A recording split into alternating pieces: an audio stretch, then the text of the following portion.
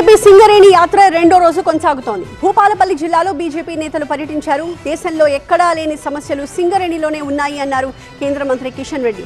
సింగరేణి డబ్బులు ఎటు పోతున్నాయో బీఆర్ఎస్ కాంగ్రెస్ సమాధానం చెప్పాలి అన్నారు. ఎక్కడ లేనటువంటి టెన్షన్, ఎక్కడ లేనటువంటి సమస్య ఈరోజు సింగరేణిలో ఉంది. సింగరేణి అంటే కేసీఆర్ కుటుంబ జేబు సంస్థగా మార్చేశాడు.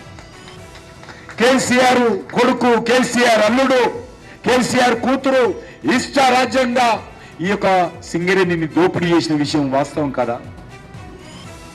యూనియన్ల పేరుతో, రాజకీయాల పేరుతో ఎమ్మెల్యేలుగా, ఎంపీలుగా, మంత్రులుగా ఏ రకంగా దోపిడీ చేశారో మనకందరికీ తెలుసు.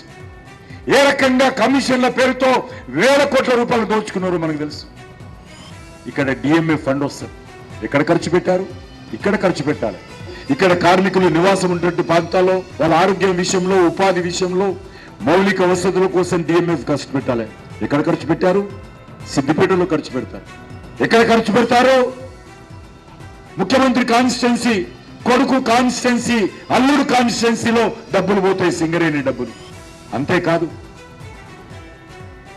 సింగరేణి 10 సంవత్సరాలు ఒక్క బ్లాక్ తీసుకోలేదు. ఒక్కటి.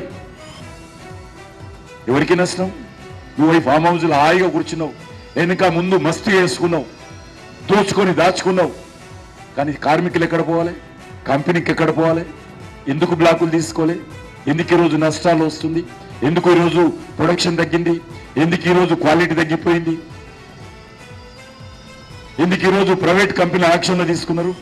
ఎవరి కారణం ఇది?